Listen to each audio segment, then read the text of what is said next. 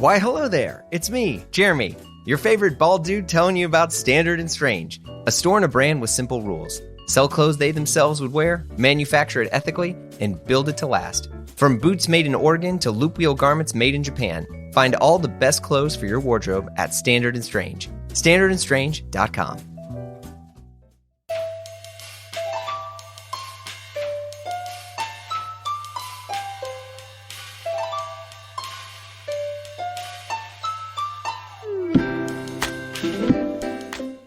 Hey folks, it's Jeremy Kirkland. You're listening to Blamo. We're back. I'm back. Wild week. By the way, I'm a dad again. Kind of proud, you know? It's a boy. He's amazing. Trying to get some rest, take care of the family, and thankfully, these interviews were recorded before he arrived. So, I'm just sitting here talking to the wall rocking this out before the pod drops. Jeez. Having a kid again is great, but you forget you have to take care of the kid you already have. So, given the fact that I now have two, I'm like, oh, whoops, yeah, you still need to eat dinner? My bad, homie, here's some cereal. It's not 100% like that, but yeah, it's kind of pretty close. Anyway, a lot of things happened during the pandemic in the fashion scene. I mean, geez, a lot of things have happened during the pandemic, period. But a brand that really burst on the scene is Carter Young. I think we were all pretty floored when designer Carter Altman shared the lookbook, and the real MVP and friend of the pod, Mr. Paul Banks of Interpol, was the model. Look, the looks that Carter had put out are refined, they're subtle, and they kind of make you go, wait, why haven't I thought of this before? Carter has a way of making clothes that you think you've always had, but never owned. Always had because they're simple and they're great, and never own because when you actually do own one of the pieces, you realize it just goes one step above what you think you had. And Carter admits he's a young guy on the scene, but he speaks with the wisdom of someone who's survived every hype train. It's incredible. We discuss his rapid burst onto the fashion scene during the pandemic while still keeping a calm and steady approach to design.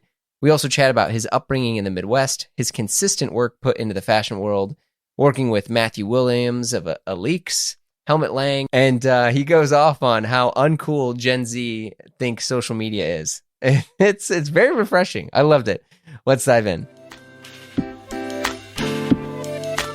So before we jump in, I gotta hear, and then obviously, I mean, we'll get through all this, but like you burst onto the scene like a freaking firecracker. Well, I gotta know the whole deal here. This is so funny. Right now I'm in my kitchen. I've been here for like 30 minutes. I found this leather factory that sells me like post-factory trimmings. So after they've cut out all the pattern pieces, they like have like the little edge pieces. And I bought this box like 3 months ago, and I've just been sitting here in my kitchen with my phone off completely. I'm so happy you texted me so that I heard it was time to come on. But like, I'm in such my own little world. I have no concept of how anything happens. Like, how you found me on the internet, how anyone's found me on the internet. The fact that it's like a burst on the scene thing is really amusing to me because I'm still just here in my kitchen laying out leather scraps. Wait, well, no, but come on. I mean, you were obviously making stuff, right? I mean, yeah, I get you're saying you kind of feel like you've been in your own little world here, but I mean, you like had like a pretty full collection, and that when you first popped off. So like, oh yeah, of course. I just mean in the sense of like, I think when I started the line, it was during COVID, so I didn't know who was looking at it. It's not like I did one in-person presentation, which was fantastic. During I think it was February of 2020. And then great timing. Yeah, I mean, I remember I was talking to Guy Trebay, the reporter, and he's like, "Blacks, yeah, why is this? Oh, why is this the? Oh, I didn't know it was him. I started the line when I was like 18, so I didn't know anyone. Wait, 18? So wait, where are you from originally? Well, let's jump back further. Okay, I'm from outside of Detroit. Okay, yeah, I'm from Michigan. What was that like? It was cool. My mom is a creative. She's like an outsider artist, and I was always around like creative people growing up, and she taught me an appreciation for art. And then obviously the Midwest is an area that I think is overlooked culturally, but there's a lot of interesting things that happen there, especially like go on. Well, around the time, around the time that I guess I was growing up and, getting into my teenage years, I feel like there was a new breadth of life in Detroit and kind of the art communities there and just people, having more interest in the city and more things happening. So I remember like one of my first really, I guess, cool experiences down there was my friend Chloe took me to this party downtown at this place called Library Street Gallery. And at the time I was like 16 and it was a Shepherd Ferry art show. And he was like DJing in a milk truck in an alley in the back. Oh, and they wouldn't let me through. Very cool guy. Yeah, well, it was 21 and up. So I remember I had to sneak through. I was yeah. Oh my God, there's cool stuff happening down here. And nobody's talking about, what's going on in Detroit. I just had to sneak my way past the security guard, but I found it. No, that's true. I do think it's maybe only been maybe past recession, like the first, like the '08 recession that Detroit got a better look at things. I mean, I think a lot of it where, and I feel like it's happening again because obviously COVID hit and a lot of people left bigger cities for places that had a bit easier cost of living or more space, and people realized they could be, remote and still get all their stuff done. I mean, but Detroit it's hot right now. I mean, a friend of mine's in a punk band and him and his band are like going to Detroit to like go. And I'm just like, really? Oh, I've been to some great concerts there. Yeah. It's awesome. I mean, growing up in the Midwest is cool. I never really felt like I had an into culture, but I was absorbing everything through the internet. I think that's maybe something different around the time that I was growing up. It's just everything was so decentralized that I felt like I could participate, even if I wasn't, physically there. So I feel like... were you on like message boards and stuff? Like, how were you participating? Yeah, message boards. I remember it was like right around the time when schools were getting like iPads. So like the internet was accessible during class. So I was just on like Twitter looking at, what was going on in the scene. And that's how I found out about things. Because this is after me, obviously. But I mean, my school, we would have a computer and there would be the internet on it. But it was heavily like regulated. Like there was trackers and like privacy things, because I remember the first thing some kid did was try to go find porn, and obviously, there was blockers on it. So are you saying you had like full reign on like school internet on an iPad? I mean, I never tried looking up anything that I'd be embarrassed about in my search history.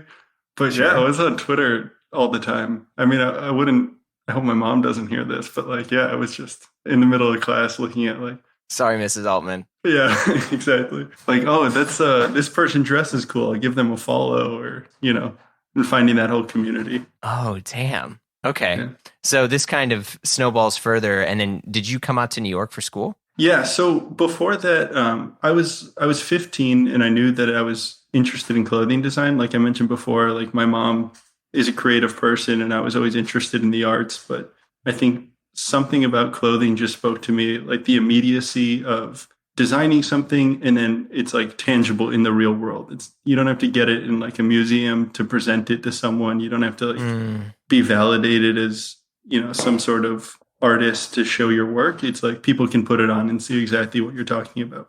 So when I was 15, I found this internship program that let me live in the NYU dorms. And I started working for this bespoke tailoring shop on, I think it was 37th Street. Logsdale? No, it was called Alexander Nash.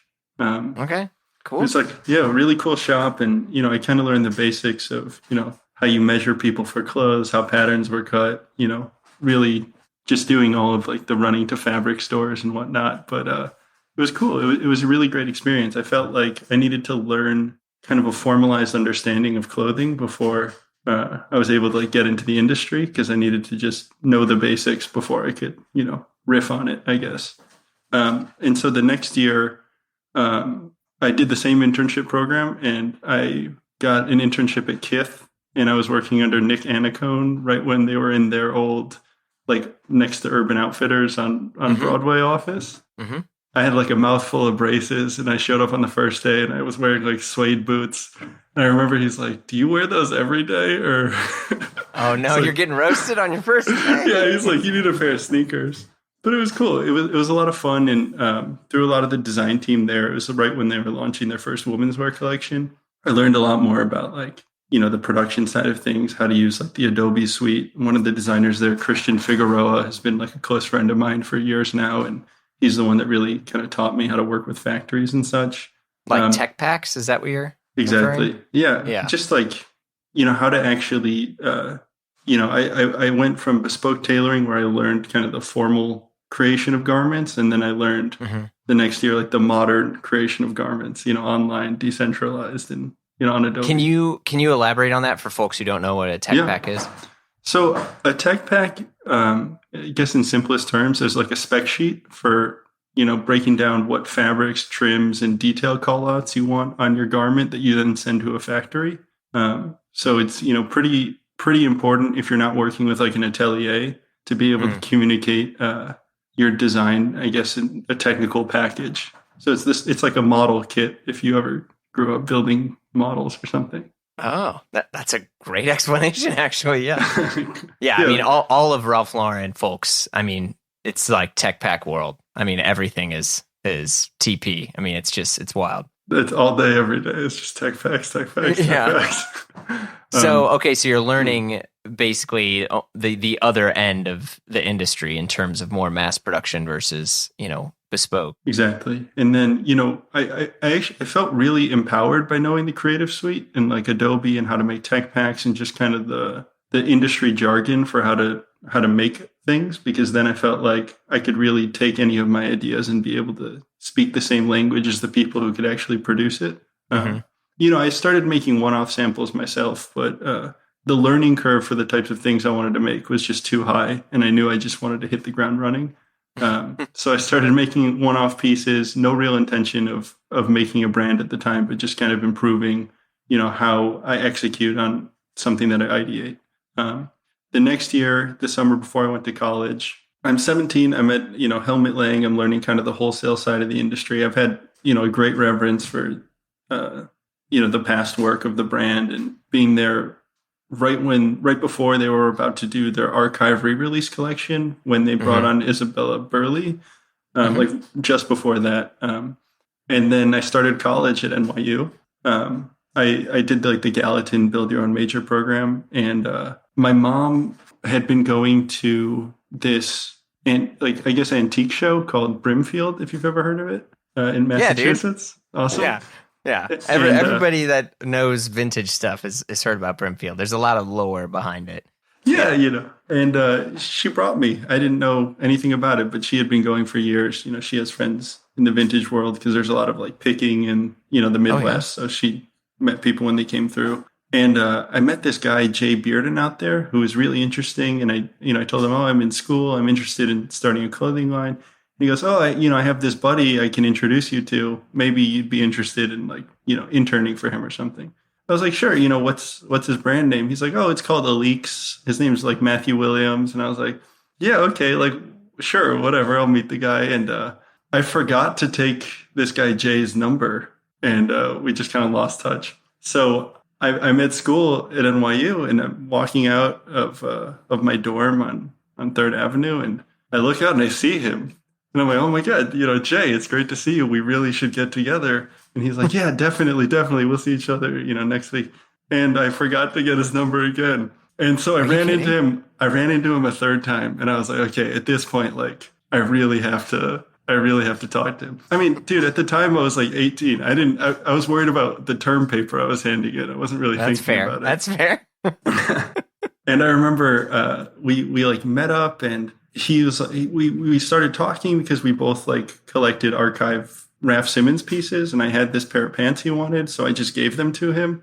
And I guess like as a thank you, he introduced me to Matthew, and I went that summer to live out in Ferrara in Italy for a couple months, right when Matt was launching the first menswear collection for Aleeks. Yeah. And so I was there in 2017, and like during that time, just through the conversations I had with Matthew and just seeing the environment and, being around the Slam Jam crew, I really kind of refined what it was that I wanted to do with clothing. And one of the most valuable pieces of advice he gave me was essentially the world doesn't need more stuff. So if you're going to make something, you need a good reason to want to do it. And so at this point, I mean, in a culmination of my experience, I felt like I knew how to make things, I knew what kinds of things I like to make.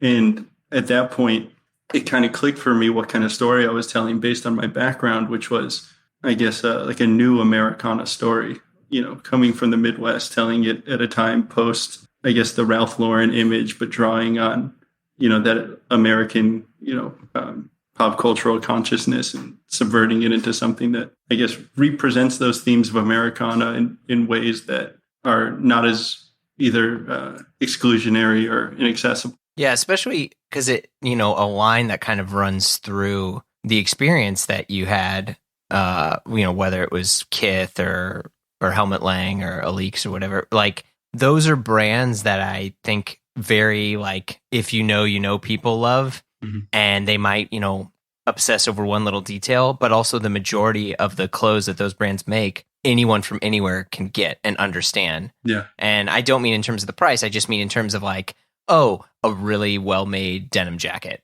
like totally a great pair, like, because I feel like sometimes people will you get so obsessed with clothing as art that you forget that one of the most beautiful things about art is that, anyone can enjoy it, Absolutely. and then it turns into some like nouveau thing that you're like, sure, I guess, yeah, those shoes that have wax dripping off of them. Okay, yeah, all right. Yeah, it's really funny because, like, as you say that, like, the first thing I wanted to do was, I mean, besides tailoring, which I couldn't afford to do at the time because, I'm independently funded, but was the denim jacket. I was like, this is the coolest, most unique piece of clothing because you can wear it every day, which in my mind is like, oh, that's really putting a design to the test if it's something that has to live through someone's life every day. And like for me, that's where the artistry of clothing comes in. I think that's why I like those designers. It's because it's something that is functional and then is made yours individually. When you're wearing something, in my mind, that's too designed for design's sake, you're letting the piece kind of wear you. Whereas the other way around is, something that's integrated into your lifestyle. Yeah. No, I mean, you're exactly right. And that stuff shows more than anything when you see someone wearing something and you're just like, oh man, that person called his friend before he left the house asking if he could pull it off. And his friend lied to him. I mean, like, to each their own. I've seen like some crazy things in person that I'm like, oh, that's actually really cool. But just the way. Sure, but can you wear it every day? I mean, because that's half my wardrobe is things that are really cool, but I can't wear them every day. You're just like, that'll fit in that one look for that one time, and it'll be a good picture on the internet. That's it. I mean, if we want to go down that rabbit hole, like the idea of, wearing things just to post on the internet is astonishing to me. I mean, Please go on. I understand it. Like, I get why people do it, and I've become, I guess, softer in my opinions towards it over time. But for me, the things that are more interesting are the things that you don't really want to post because they're so inane, Like, there's definitely something there, I think, with the younger generation being somewhat averse to social media now. Like, I was at the park with my daughter, and I saw these kids that were there, and they were talking to me, and we were kind of chatting, and they were talking about getting ready to go to college. And I was like, I'm sure that'll be fun, or it's just like small talk. Yeah, and they didn't have any phones on them. And then I overheard one of them say like, oh, this person just, joined Instagram again. And I was like, oh yeah, I was like, Instagram, whatever. And they're like, yeah, social media is so lame. Yeah. And I'm like, whoa, I think the kids are going to be all right. Like, I was like, they're like, yeah, it's just stuff that our parents use to like argue with people. And I'm like, that's really true. Yeah. I mean, like, I don't know. I can't speak for everyone, of course, but I'm 23. I guess I'm Gen Z firmly. Instagram's pretty lame. Okay, like I got to hear more about this because I think you're right, but but like there's for some people it's like their entire identity, and I think it says a lot about the confidence and what you believe in yourself to feel that you don't need to be attached to this metaverse, for lack of a better term. Well, it's a catch-22 because, as an individual, I find Instagram more draining than I find it pleasurable. I mean, sometimes the algorithm really does present something to you that you would have never discovered by yourself. And, because of that, I'm really interested in things. And, to go full Gen Z, like I find TikTok much more interesting for that reason because the algorithm is so specified.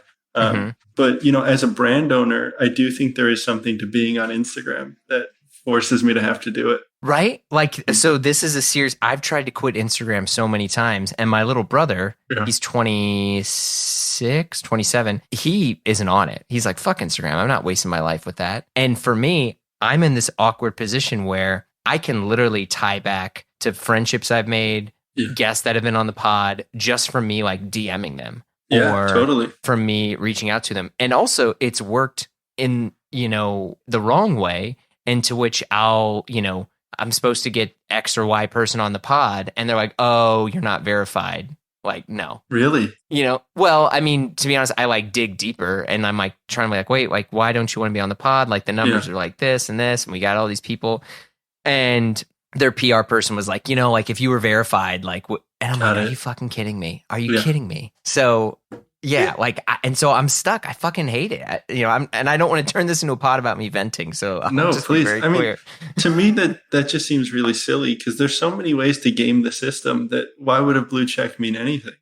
I agree. Yeah. I find that so odd. And I think, at least in my experience, I'm very disillusioned with what I see on Instagram. I mean, I see work from people with, thousands and thousands of followers that just feels low effort or uninspired. And it feels like content. Whereas I see, people on there who I genuinely find interesting and inspiring that no one's really looking at, or at least that's why I talked about earlier. I don't know who's, I'm in my kitchen making things. I don't know who's looking at me because I'm not checking my analytics and numbers all the time. I would find that's great. I feel like that's especially as a creative director and designer, like that's the best possible thing. Generally people are working, I'm literally designing this stuff in hopes that it's going to get more likes and maybe people will buy it. If you're making art, like you're in such a better position. Well, it's not necessarily always artistry. I understand there's a commercial aspect to the profession I've chosen, but I think that if I don't, the people who purchase my clothing aren't dumb. I think if I spent more time on content, less time on design and sourcing and producing and making better product, I'd lose all my customers because they'd see that my attention doesn't really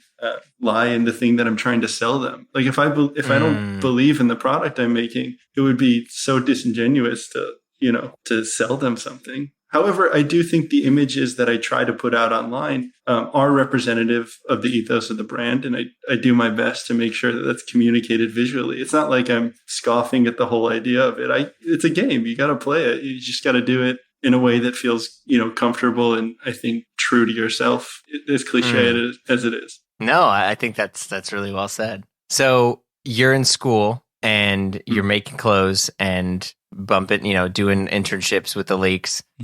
And then what? Okay. When do you say, okay, I'm doing the brand, I'm doing this full time? So I think it's right when I got back from Leaks, I started working on like a full collection, started putting something together. I found a great manufacturer in the city. I knew that. Was that always the plan? Or did someone tell you to make the full collection? Well, after speaking with Matthew, I thought it was the best way for me to express the intent behind why I was making things, whereas one-off pieces would have been great, I think, especially in retrospect from a commercial perspective, because it's much easier to, afford production minimums. It's much easier to market one item versus, 10 items at once or, 10 looks at once. But no, I knew I wanted to present an aesthetic world that someone could enter into. At the time, like I mentioned, I couldn't afford to produce suiting as part of a main line. So I had to start with sweatshirts, and to really present the vision of what I wanted to show, I needed to kind of couch those between things that I felt like were more representative of where I wanted to go with the line. So, Matthew's then wife, Jen, introduced me to this awesome photographer, Libby Gray, who's from coincidentally just down the street from where I grew up. And so, we shot the first collection together on my friend Trent, also from Detroit, but we shot it outside of the city in Connecticut. And I put my first lookbook out there and nothing happened. It was, I was just putting it up. Looking back, like I definitely think there was an essence of what I was trying to say, but the execution just wasn't there. And neither was the understanding of how to achieve that execution. I needed more time. Are you hard on yourself? Yeah, I think as much as maybe most people are, I think it's not necessarily that I'm like, oh, like you shouldn't have done that. You're stupid for doing it. It's like, what learnings can I take from this so that I don't make the same mistake again? I don't think you can ever Yeah, it really. sounds like there's not a lot of ego in the decisions that you're making, which is very also very rare, as most things that have people's name on it tend to have a lot of ego behind it. Oh, I mean, I named it after myself because I couldn't think of anything else to name it. I mean, it just felt right, you know.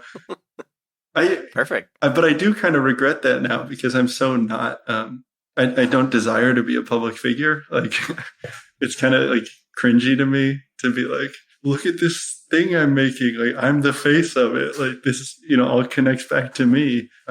So yeah, maybe I would have named it something else, but at this point, it's out there. Okay. So yeah, I put up the first collection. Nothing really happened, so I started working on the next collection. I mean, I had sold enough of the pieces, and I did a pop up outside of Detroit at a store called Linda Dresner, followed by one at Today Clothing in Ann Arbor. Oh yeah, very familiar with Today. Eric's been like a huge supporter and a friend.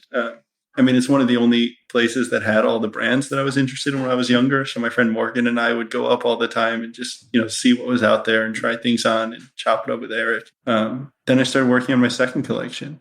And that's when I started focusing more on denim. That's when I started focusing more on kind of the Americana staples. And then during that second collection is when I started reworking suiting. And that's when, I shot the collection myself. I had built enough sales and a customer base from the first collection that I was able to do, more high-end and interesting pieces. Like I did these crosses between bomber jackets and blazers to try and make suiting more contemporary and accessible, especially to like a younger audience. And, just slowly over time through the next season and the next season, I was just building more of an audience, like a niche crowd. And then when it came to the spring summer 20 collection, I think it was just starting my junior year of college. I did my first on calendar fashion week presentation at Short Stories on I think it's on Bowery. My friend's bar, and we had these live models in the back, and we set it up like a living room. At the time, the two models were dating, so we had them like changing each other's clothes, and we filmed it like closed circuit television and like sped up through it. So when they changed clothes, those were like the changing of the looks, and that was going on while there was like a party in the front. And it was great because I got to see everyone who I'd worked with up to that point, and like everyone who was supporting the brand and seeing everything, physically in person. And then for fall winter of the next year of the next collection, fall winter 20, I worked with Agentry PR and their New York Men's Day designer program. And we did like a physical presentation at a space near Hudson Yards. And I showed my fall 20 collection with live models, and it was like a real, presentation. It was awesome. That was the first collection that got like any major press or write-ups or interest from anyone, as well as like, any sort of wholesale partner interest. And then the pandemic happened. Well, wasn't Paul Banks in that collection?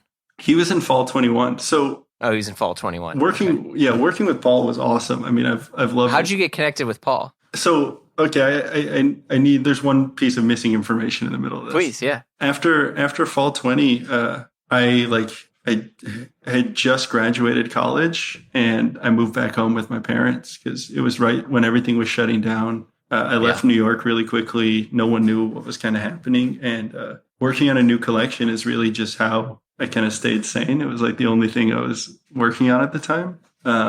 And my coworker, Adam, is always really interested in like directors and film. Like, he was originally intending to study film, and then I kind of sidetracked him into fashion with me. He found this up and he works with you on the brand? Yeah. So he, we call him our R&D, like research and development, and then also like A&R. I mean, whatever he wants to put on his resume. Mm-hmm. But he just finds cool talent that we want to work with. And he found this director, Haley Elizabeth Anderson, who's this incredible director. And I was working with a photographer who I collaborate with often, Rogue Cohen. And it just kind of culminated in, hey, we're not putting out anything physically, but we want to make a video to show during Fashion Week because everything's online. So we made this film called Obscured, and we did like a whole collection shoot and put it out on the CFDA's Runway 360 platform. And, I'm sitting in my backyard with my mom, just hanging out one afternoon. I click go live on the collection, and it kind of blew up. It was awesome. Like, people were watching the film. I was, calling, I was talking, doing different interviews upstairs. And I came back downstairs. I was like, "Hey, Mom, I think it went pretty well. Things launched. I have back-to-back interviews. I just got off the phone with X and Y reporter. It was great." And then I started What'd she working. say? She's awesome. Her friend brought over a pint of ice cream to celebrate. It was like, you got to think about it. Like, this is right at the beginning of the pandemic. Who knows anything? I'm getting some recognition online, but I'm isolated in my house with just my family. Oh, yeah. I mean, and that's the thing, is everyone was. I think there's and I don't think that the pandemic was good in any way, but there were a lot of good things that happened to people through the trauma of the pandemic. And I think, people were so excited to see new stuff that I think maybe historically in the past, like, I don't know. I think people got a little bit less jaded in the pandemic because they were like, what the, no, like, I'm not going to be so cynical. I'm not going to be like, even myself, like, I was like, why am I such a jerk? Like, and I think, when your stuff came out, like, I mean, because there were a few other designers too that popped, but it was like, it came out very fully formed. I think this is something, and I don't know if someone else was giving you this advice or what, but when a lot of, especially like younger designers start, it's almost like I have to make something that's so loud or crazy to like make a name for myself, that sometimes people forget the importance of like congruence and telling a story that, fits together. No, I mean, for me, it's about that story. Like, that's why when we were working on that collection, when we were working on Obscured, it was like, we always, when I'm talking with my teammates, like, we always talk about that time because it was like the purest distillation of the vision that we all shared in that moment. And making a video and releasing it online, I think to a degree was, a blessing in disguise at that time, because I think people were, being online lowers the barrier to entry so much. Like, me being in high school and being able to communicate with all these people in different places in the world who are interested in the same niche as I was. I think the same thing happened with showing a Fashion Week collection online. I couldn't have paid the PR companies. I couldn't have put on the fashion show to compete on a major level to get the editors to come to my show. When you're clicking through things online, you watch a video that's impactful and you say, "Oh, this might be something," And so, I think that there was something really nice to a degree about that everyone was at home, because I think it gave me the ability to compete at a higher level, punch above my weight a little bit. And thankfully, to that time, I had produced so much work that didn't receive that much recognition that by the time I came out, it maybe felt more fully formed than it would have if that was my first go around. Yeah. Okay. Yeah, that's good perspective. Yeah, I think there's something nice about not blowing up right away, because there's no ego in it. I didn't feel tied to the things I'd done before. I took my learnings from the customers that wore my clothing. So I learned, what the people who bought my things actually liked about it and what I liked about it. And I could further refine what I wanted to say, because I always go back to that advice, the world doesn't need more stuff. So why are you making it? And I think maybe what you were responding to, I don't know, is there was a point of view, a perspective, more than any one loud piece that kind of took over the feed. Yeah, and it didn't feel, I think a lot of brands you'll see, you're like, oh, there's a trend happening here. Or a brand will start and it looks like all the stuff they're making, you're like, oh, you were really into Rick Owens. Like that, okay, that's your brand. All right, sure, great. But like, I think at least for when I first saw it, I was trying to be like, okay, where are the themes here? Where, I like, and I apologize. That sweet smell of a new season of Fits. My Fits from Standard & Strange. You know who I'm talking about. Whether you're in one of their stores in Oakland, Santa Fe, or New York, or you're browsing their shop online, Standard & Strange has become my go-to place for denim, boots, and, practically everything I wear. This season, I'm making a few picks each week on our partnership, and I have been really feeling their recent collaboration with Blue Maid and Lauren Yates of Ponytail Journal. the Garden Suit, made in New York City with a beautiful brushstroke camouflage fabric milled in Japan. It's just a banger. Whether you're into incredible unlined chore coats or the pants, separate or together, they're just amazing. Check it out at standardandstrange.com. And while you're there, dig into their incredible selection from other brands like Orslo and Capital and the Real McCoys. Standardandstrange.com. Buy fewer, better things. That's standardandstrange.com. So maybe you're hearing this and you're only beginning your journey into watches. You just want to get started.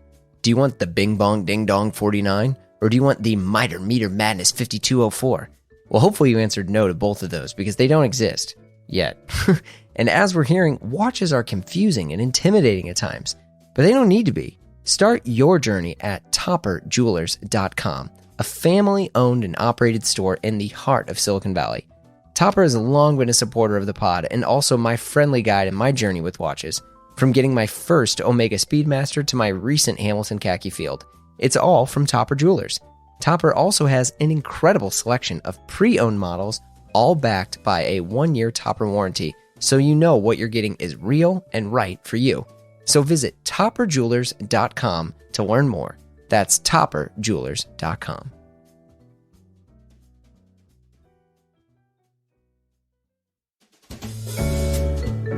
You like watches? You like to talk about them? You like vinyl? You like vintage? You like vintage vinyl? You like video games? Look, they're all available on Whatnot and even more. Whatnot is a community marketplace that provides members with a safe place to meet online to share their collectible items to buy, sell, and more. It's a platform for collectors interested in buying and selling authentic collectible items of all kinds. Look, before I go crazy here, here's what I love about Whatnot. I get to actually have a relationship with the people I'm buying from. There's now a face to my purchases. And when you're getting watches like your boy, it's paramount. But there's more. This season, you can join me, your favorite bald dude, on Whatnot for our exclusive show and hang session all about watches. Click the link in the show notes to download the app to check it out. We'll learn about some of my favorite brands with some of the most notable people in the industry. We'll chat about watches and yes, even give away some incredible pieces in the process. So download the app on your app store or sign up online at whatnot.com to get started. Whatnot.com. For this, I wanted to find a way to put you in a box so I could make it easier to understand. And I was like, I don't know where all this is coming from. It's cool, but I was like, I don't know where this is coming from. I think it would have been easier if there was a trend we were connected to. Totally. I mean, Western now is becoming a trend. So, thankfully that's for sure. The Western shirt has been my best-selling item by far. But, at the time for me, all I had in my head was it's kind of Napoleon Dynamite, kind of Easy Riders, Sam Shepard, Steve McQueen. It's those are the types of things I was I wasn't really looking at other brands at the time because I wasn't really buying anything from other brands. I was just watching movies and reading books. That's great.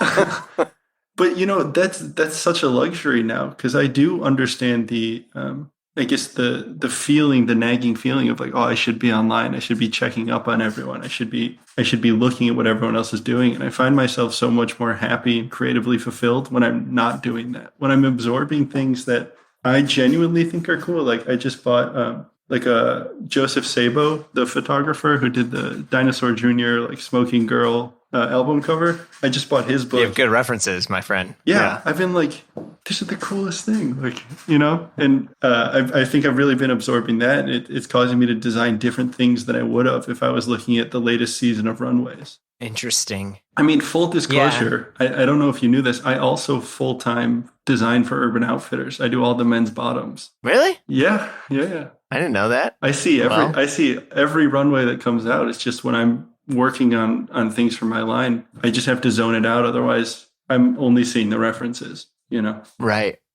Yeah. That's cool. I mean, by the way, that sounds like the best of both worlds because it sounds like if you're getting a steady check, you're not, because I think there's something there too. When say you're a designer for a huge house, they get to make artistic stuff, right? But a lot of times their success, like any other creative director, is really based on their sell-throughs. Totally. And so in a way, it kind of becomes this self-perpetuating, cycle. It's I need to make the things that are going to sell the most because I need to keep my job and keep earning this. And then you get to make your, you get to make your art, and this kind of ties back, funny enough, to Paul Banks. Paul was like a huge mentor to me when I was in a band for a long time, and he got me my job in the music industry. And so what happened was I was down in New Orleans with my girlfriend for a month. We were just doing we didn't have anywhere to be. We were working remotely, so we said, we'll go down there and hang out.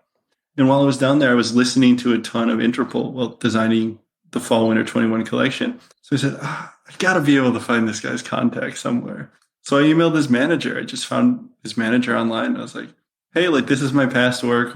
Do you think Paul would want to feature in our, new campaign? And after a couple weeks of talking back and forth, she was like, yeah, Paul's in. He saw that video that you put out at Fashion Week and thought it was really cool. And wow. Yeah, it was as simple as that. And what really got tough, though, was around the time we were getting ready to do everything, there was a COVID spike. So I was back in Detroit at the time, but my production facility is in New York. So I'm trying to do everything on FaceTime for the new collection. And it's pretty disastrous. I mean, it was really difficult to get anything done. So it's the weekend of the shoot. I think, we're going to be shooting the next day. And the photographer calls me and he goes, hey, my mom is really sick in the hospital back home. Oh, geez. Yeah, I can't do the shoot anymore. I have to go home. And then we were going to, actually at the time, we were going to feature Paul in a campaign with two other artists who are up and coming from different music scenes in New York and do a whole story about that. And one of the other artists had a family member that was sick also and had to pull out. So the day before the shoot, we had to switch photographers. Luckily, my frequent collaborator, Rogue Cohen, was available and he knows my aesthetic and it was easy to catch him up to speed. But it was a whole tumult right before. But Paul was gracious as ever. He was really awesome. He went to NYU, as you probably know, started talking about that. We ended up talking a lot about Dante's Inferno. It's just a huge area of study for me. Paul. Yeah, he had never read it. So after I sent him a copy, I don't know if he's ever read it now, but it was that's kind of all we talked about. And then we talked about Blonde Redhead was on our playlist in the studio. So we just started riffing on that. They toured with Blonde Redhead for ages. Yeah. He was just the man. And it was funny. There was a piano in the area we were doing the fitting. He's like, you mind if I just riff a little bit? Everyone's like, yeah, dude, what? Okay, please go ahead. It was great. Yeah. I will say it's sometimes it's a blessing and a curse when you get to meet someone that in your head you might have manifested as somebody else, right? When I was working at Beggars, I got to meet all these musicians that in my head, they were this person, right? Because I listened to them when I was, doing this or, so I had already, before I even met them, I knew who they were in my head. Mm-hmm. And sometimes you meet them and they are not who they are in your head. And you're like, oh shit. Yeah. And other times you meet them and they're even better. And Paul was someone that was, he was coming to our shows. And this is, at the time he was with Helena Christensen. Mm-hmm. And so Helena Christensen's at our shows and I'm like, dude, I fucking made it, man. This is so sick. And he's like, hey, maybe you guys can do some shows with us, Yeah. I think about that all the time. To a degree, the way I look at the label is an indie brand, instead of it's kind of the way I see it. It's I would imagine a lot of the reason people want to be musicians is because they're trying to express something. It's the medium that comes most naturally to them. And then they're trying to live a life where they're around other people who empathize with the way that they're trying to communicate. It's at its base level, it's communication. I'm trying to share an idea with the world.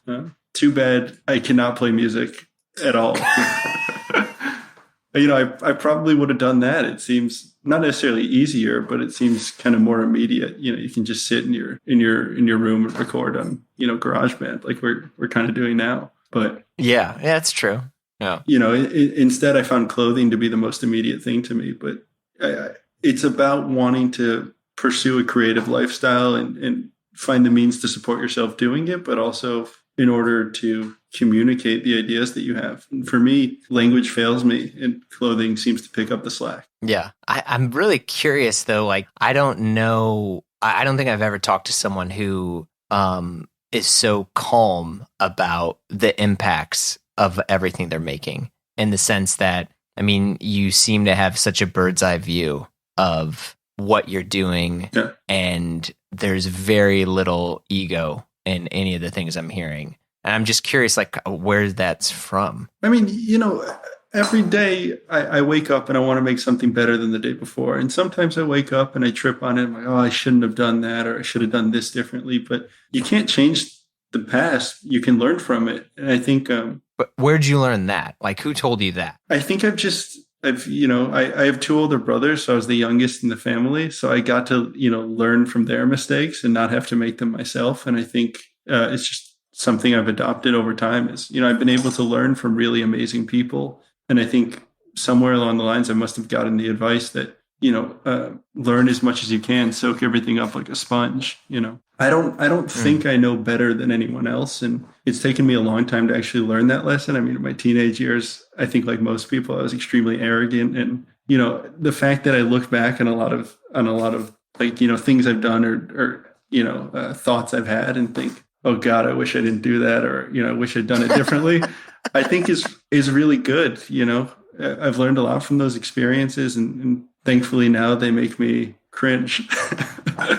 Oh, dude. Yeah. You and I both. Yeah. If I had a time machine, the first thing I'd do is go beat the shit out of myself. Yeah, and but then like, I'd, you wouldn't be who you are right now without those experiences. And like, I don't know, I think there's just so much noise in culture right now, and there's so much noise in the way that we absorb media that if I'm going to put something out there, I really want to think about it and contemplate on it and make sure there's a reason to be putting it out there. So it's not that I'm immune from ego, and I definitely think ego pervades in the way that I think about things before I present them, but you have to be able to remove yourself a little bit to make sure that you actually like the things you're putting out there. You like the person you're being on your daily life. You like the way that you handle interactions. I think a lot about those things, because at the end of the day, like, I'm asking people to pay attention to me. So what the hell am I going to say? Well, I mean, yeah, I think it's also just reminding yourself that you have every right to be there.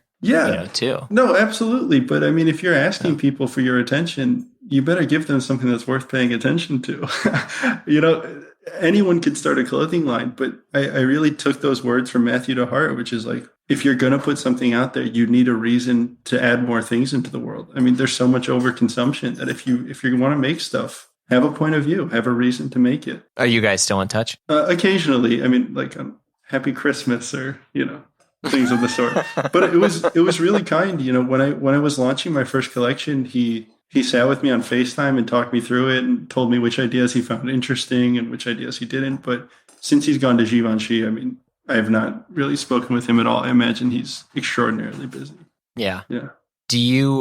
How receptive are you to feedback? I mean, I like to hear it. I don't always agree with everything, but I think it's important to hear feedback, but I think it's also important to process feedback with a grain of salt. I mean, you got to look at it from your own perspective. Do you like the thing you made? I mean, sometimes I'll go back through. I'm really bad at posting on Instagram, like we've established. So I have like 500 or 600 photos that are just like in my archive from the whole time that I've been working that I could be putting out there. But for whatever reason at the moment, I decided I'm just not confident in this. And I look back and sometimes like, wow, this is really cool. Like, what photographer is this from? What reference is this? And I'm like, oh, I made this. Oh, that's sick. Yeah. That's a good feeling. But, that feeling is so much more fulfilling to me than looking at something I did put out there and something that I did show off full-chestedly and then have to walk back from and say, oh, I don't know about that one.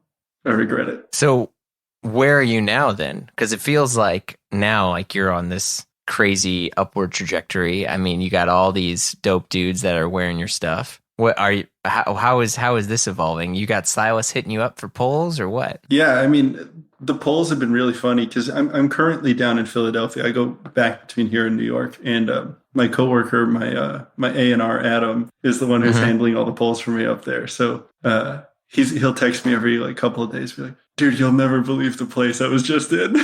It's like back in his apartment in Bushwick, and he's like, dude, you'll never believe what that like studio looked like or that blah blah blah looked like. Like the other day, or I guess a little a couple months ago, we got a poll at like SNL and had to drop things off at 30 Rock. And Adam's like, dude, where the fuck's the door? And we're like texting back and forth. We were in there on one of the new smaller actors. We were on he was wearing our blazer in like the opening crawl, which is pretty cool. Oh, okay. Yeah. I mean, that's sick, man. Yeah. It's things like that where you're like, oh, this is who's paying attention to my work, or when Paul's interested in doing something. Yeah. And I think this is where it gets super tough and complicated because when that happens, a lot of time, right? One, the payment is like the feature. Yeah. Right. And then it's like, okay, there are companies, that I'm on their press list or whatever, and any person, no matter how big or small they're viewed as soon as that happens, email goes out, post goes out saying, hey, look, this person wore this, and this of ours at the Oscars and the Grammys or on this show or on this thing, because this is a thing now where the concept of celebrity sells sometimes far more than, most times far more than what the brand can do on its own. And so it becomes this kind of tough thing where it's like, almost like with Instagram, right? Like you were talking about, you kind of have to just play this game to where, I mean, the Ethan Hawke thing, like, do look dope as hell, like. Yeah, Ethan, for me, when I first started the line, I made a list of people who I wanted to wear the brand. And I mean, it's a bizarre list. I don't think it makes sense to anyone but me. But like right at the top, it's Ethan Hawke, and then it's Jennifer Connelly. Like those are my top two. And okay, I was just like sitting at my desk, and Michael Fisher, Ethan Hawke's stylist, like it said like tagged you in a post. So I went and looked at it. And I was like, oh, Ethan Hawke's wearing my shirt at South by Southwest. Like checked off the list. It was cool. Like my girlfriend awesome. was freaking out. Like obviously Ethan Hawke's entire career is amazing, but like Gattaca, the Before Sunrise trilogy, even Hamlet. I mean, the hat with the baggy suit he wears in Hamlet are like constantly on my mood boards. So the fact that you led with Gattaca is all I need to hear, man. Yeah, man. Because that's the movie. Yeah, totally. And one thing about Paul that I wish I knew at the time, I think he has a Master and Commander tattoo. Banks? Yeah, like from the movie. Oh, I don't know what all ink he has. I mean, I've known him for so long. Yeah. I feel like I know like 3 or 4 different versions of him. Yeah. No, it's so funny. That wouldn't surprise me, any sort of bizarro ink. Yeah, but I wanted to be like, dude, Master and Commander. Like when it's a very interesting reference. Yeah, when the little boy loses his arm in that movie, I was like, that really stuck with me. Yeah, but Ethan Hawke, that was great. Anytime we post a photo and like someone's wearing it, if there's someone I respect, I'm really grateful, and I try to reach out to them. And like in Ethan's case specifically, he really loves my Western shirt. He wore it like the next day in an interview with the Criterion Collection, and I was like, just keep them, man. Like you're wearing them better than I would. Like just they're yours. Like thanks for putting us up. That's something I've experienced. Like I've definitely lost samples going about like that, but it's not who I am. I'm sure one day maybe I'll change my tune if the business grows to the point where I need to pay stylists and celebrities. But at this point, like it's just not worth it to me. I mean, well, and hopefully you never should or do pay us. I mean, because that's the thing is like real good stylists, like especially like they want to work with younger designers, and they also know that like, oh, you're funding this on your own. Like, yeah, this one thing that is the sample, like no, it's totally that. And like, when you do meet people who have your best interest at heart, and especially people in the industry who want to work with you and, want to see the growth of the project you're working on, or, support whatever it is, like even coming on this podcast, it's like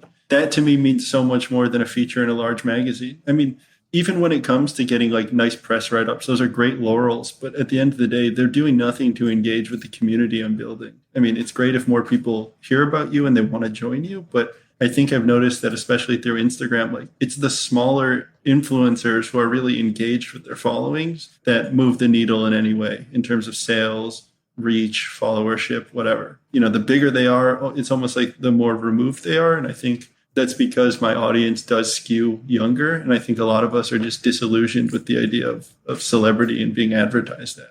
Yeah, I think that's a really, I mean, it also gives me a lot of sort of hope and optimism more for the future, because I think if we can push past all of that like murky bullshit, I mean, we're just going to be in such a better place. Well, it's like there's this one content creator named Tyler Mazahiri. He may have been on your feed. He's like the bootcut king. I mean, he's like puts up a photo of like the coolest flared pants ever. And I'm like, man, like I make flared pants. This guy would look great in them. And so we got connected through, a mutual friend of ours. And every time he posts a photo, I sell pants. It's amazing. Really? Every time he posts a photo. Because Tyler Mazahiri? Yeah, because I think people that are following these smaller creators follow them because I'm interested in bootcut pants. This guy wears bootcut pants. I mean, there's a specific reason, and then they feel more connected and engaged with the people because it's a more niche micro community, which I do think is one of the benefits of social media. Like I was in high school, it's easier to find those groups and find your people and find your tribe. I think there's a lot of discourse about how the internet and decentralization has kind of killed community groups in a certain way. But I think people are just gathering in different spaces. I mean, I think that the internet has created a place where more niche groups can exist. So the more specific your interest is, it's almost the better because you'll find those people. So what's the next step for you now? I mean, the collection's going good. You got dope people wearing your stuff. Oh, I mean, there's so much.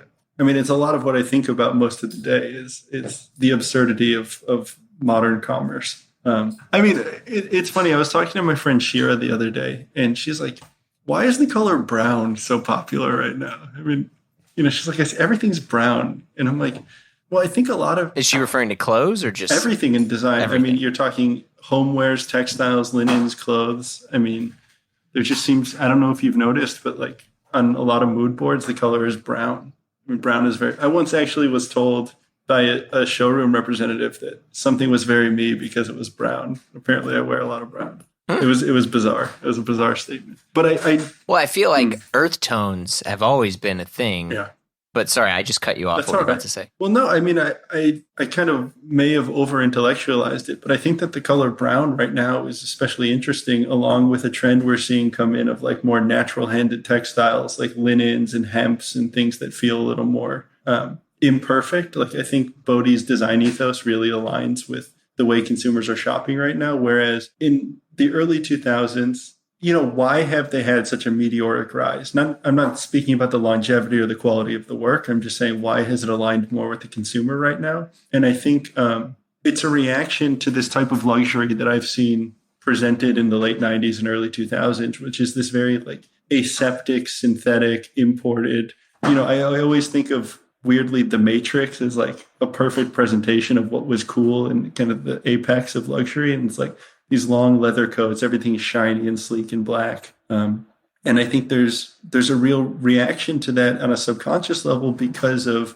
a consumer shift towards being more conscious about where their things are coming from. I think because things are so accessible on the internet, nothing's really luxury. It's just expensive because you can see all these different outlets and then you see it on the Instagram Explore page. You can buy the same thing from any different shop. So I think people are interested now in being able to tell the story of this is unique and this is luxury and this is rare because it's handmade, or, this person crocheted it in their apartment, or this is hand dyed, this is natural.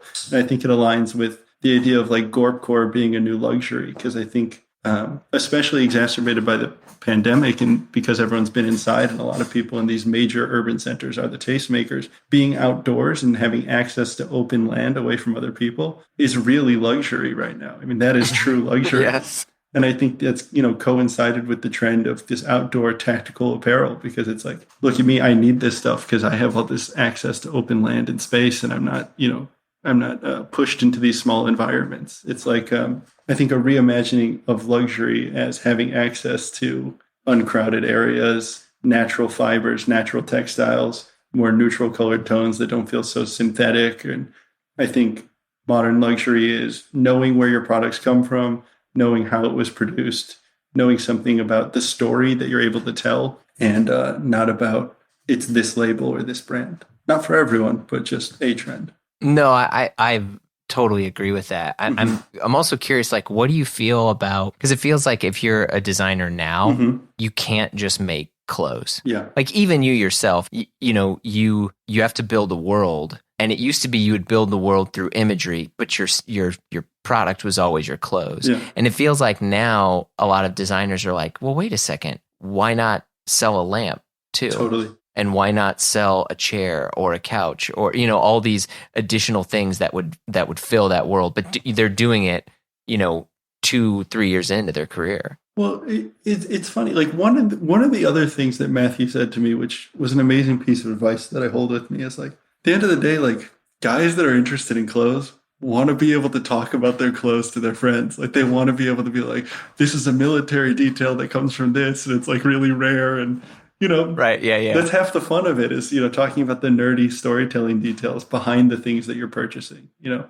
know, and I think about that a lot, and I think that, for example, when you're building out your world, a lot of it can just be in the small details. I think it's more Instagram Explore page friendly to post a lamp that's also in your brand vision, because you get to touch a new audience that maybe is just getting interested in interior design because they found that side of the algorithm. But I like the subtlety. I think it's more of a challenge. And I think when I was first designing the line, the possibilities were endless. I could do anything. I could react against anything. And I think a lot of my early designs, for that reason, don't hold up to the scrutiny of the story that I've been telling these past couple of years with actually presenting the line on a public scale. But I think once I figured out the parameters that I wanted to react against, the storytelling became very obvious to me. And I think if I were to expand into furniture, or I were to expand into home goods, which is not off the table, I mean, those are things I'm definitely interested in. But I think I need to feel more that I've done a more robust job with the clothing, the thing that I'm telling everyone is what I do, before I'm ready to move on into those other things. Yeah, that's fair. That makes a lot of sense. Yeah, it's like if I was a musician and I was making acoustic songs, and my favorite reference is like, you know, I made Melancholy and the Infinite Sadness, then I make Adore, and it's very abrupt, and I think it turned a lot of people off. I mean, it's one of my favorite Pumpkins albums, but you know, great, man, you got some fantastic fucking analogies here. Yeah, you know, yeah, but I figured you would have gone Machina though. Dude, if you want to go down this course, I'm ready for it. But Machina's a classic, and I will not hear it. No, but I love Machina. I think Adore blew everyone's mind. Like they were like, what the hell is this? And I feel like now a lot of people, it's almost like when people, you know, would be like, oh yeah, I like Weezer, but I only listen to Pinkerton. And you're like, oh, okay, this guy's got something to say. Yeah, but, got it. I remember when Machina came out, everybody went nuts because Corgan was playing this SG that was like one of the only guitars that could hold the tuning so low, because they played the tuning in C, and this like low C, which is why everything is just like overdrive. But also I think what was it, Machina? That was the return of Jimmy Chamberlain, right? Oh yeah, it was. that was post rehab Jimmy Chamberlain, who was jacked and just like, oh my god, crushing it, dude. But that's like, I'm standing by this. Billy Corgan is an unsung fashion icon. I mean, that Machina you're era not the with first the leather person to say aprons. this. Oh So- yeah, no, it's great. Chloe, his partner, has a faux fur line and does really cool things. And I met her, I think through like some sort of pop up or something. And through her, I gifted her and Billy some clothing items, which is a huge moment for me because I'm a huge Pumpkins fan. They're really nice people. They like have a tea shop in Highland Park, Illinois, and my cousin used to work there years ago. Yeah, so he's really building a good empire then, because I feel like any musician, especially that had like an era, you know, that era, to be honest, is like pretty much gone now. All of their money and earnings and everything that they do is all based around like restaurants and bars and things that basically never go out of style. Like I have a few buddies, like a buddy of mine was in Spoon for a really long time, and he was in the Get Up Kids, and he was in like, Cool. And he made decent money, but like now, you know, all his money is like, I own a bar in Lawrence, Kansas, and it crushes, you know, and you're like, man, well, good for you. It's like, you know, you're in your late 40s. It's like, I mean, dude, like for me, that's so much more interesting than someone who's, you know, popping off on Instagram and, you know, doing whatever, is people who have kind of had lived experiences and had times to go through different evolutions. And I love hearing about those experiences, and I love talking to those people because it feels more dimensional than people who are only focused on the material reality of the internet, if that makes sense. Yeah. Um, Who else is on your list of people that you hope are gonna wear your stuff? I mean, it's funny, but Steve Malkmus is up there. When I have long hair, my dad says I look like him, which is funny. Yeah, so like I don't know. I've been listening to a lot of Pavement. There's this artist in New York, Dwendita, who we've been talking to, who's just like an incredible producer. I think she's incredible. There's like I think at the time I made the list, Paul Newman was still alive, and obviously Anthony Bourdain. I mean, those two, like, if only. I'd say Anthony Bourdain would have been my number one. I mean, he's like a guiding influence for everything I do, just his ethos. But because of him too, like David Chang would be incredible. Chang's like not that difficult to get in touch with, and he's a huge indie rock dude. Really? Mm-hmm. Yeah, I didn't know that. The big thing when Momofuku launched was they would play like indie rock, like blasted as loud as they could, and we would do deals with David Chang for like food and reservations by giving him like tour posters and stuff like that to throw up in Momofuku. Yeah. That's awesome. Yeah, I mean, those kinds of like bartering systems are things those networks are things that I'm just finding my way into, just because now I guess I'm to a degree established as a creative of some sort. Mm-hmm. And I find that to be the most interesting types of deals that you can do, you know? Oh yeah. Bartering is I hope it comes back. Well, you know, as a young brand, I mean, that's how I survive. You know, I firmly believe that, you know, in any situation where I'm asking someone to do work for me, I should compensate them any way that I can. And thankfully, as a young brand, like a lot of people are into the clothes and want to take those, or, you know, there's different ways to work things out. But I meet really interesting creatives that I wouldn't have thought on paper I could afford, but are just interested in working with me and are willing to, you know, I guess trade, which is fantastic. I feel like it bolsters such a community, being able to actually share my products and my work. And I love giving them to people that I know like it and care about it, rather than people who are just interested in it because they want something for free. Oh yeah. I was going to say, like, that's the tough part, because the wolves also come out when it's just like, did somebody say free? All right. Oh man, I've been in some weird press situations like that. Yeah. And you know, what do? You give it away for free and you regret it. Those are the things I regret, you know? It's like, for me, when I make an item, it's not precious any longer. It's made to be lived in and to be worn. I mean, the whole point is my design stands up if it's something someone can assimilate and do, you know, assimilate into their lives and not feel like they're wearing something that's special. I mean, it's great if they recognize the label and they covet it because of that, but it should never feel too precious to actually wear in. And so, you know, when someone wants to take the item and do whatever they want with it, like, that's cool with me. You know, I'm not holding on to these things so tightly. That's cool. That's great. Yeah. Well, we're starting to wrap up here. So this is like Sure. a series of random questions that I want to ask you. If you were making a YouTube how-to video, what would the subject be? Oh, man. I guess if I was making a YouTube how-to video, it'd have to be something I'm really good at, just to not look like an idiot. Probably be like how to make a tech pack. There you go. That's something I feel like I'm pretty much an expert on. I feel like a lot of kids want to know that. What is the last movie you saw? I just watched Dances with Wolves again. Oh. Movie rocks. Oh my God, it's incredible. Last album you heard? I guess it's the new Blade album, Crest. I think that was the last thing I checked out. The last YouTube video you watched? Why or understanding the canon of American potato chip flavors. Fascinating history, dude. I mean, why do we have sour cream and onion, barbecue, salt and vinegar, and I can't remember the last one, but Cool Ranch? The history of why those things. No, it's not Cool Ranch. It was something really boring. And that I didn't think was like special, but you know, it's unique to the United States. Like the palate of the United States, really fascinating. Wow. What is, this is great. What's the last thing you bought online? I bought a new pair of Nike Cortez. Very fly. All right. And then this is the last question. What is a movie, a book, or an album that when someone mentions, you feel they understand you? The Divine Comedy. I feel like I studied like for over a year Dante Alighieri. So I feel like if anyone wants to talk to me about that to any capacity, I'm like, oh, you get it. Really?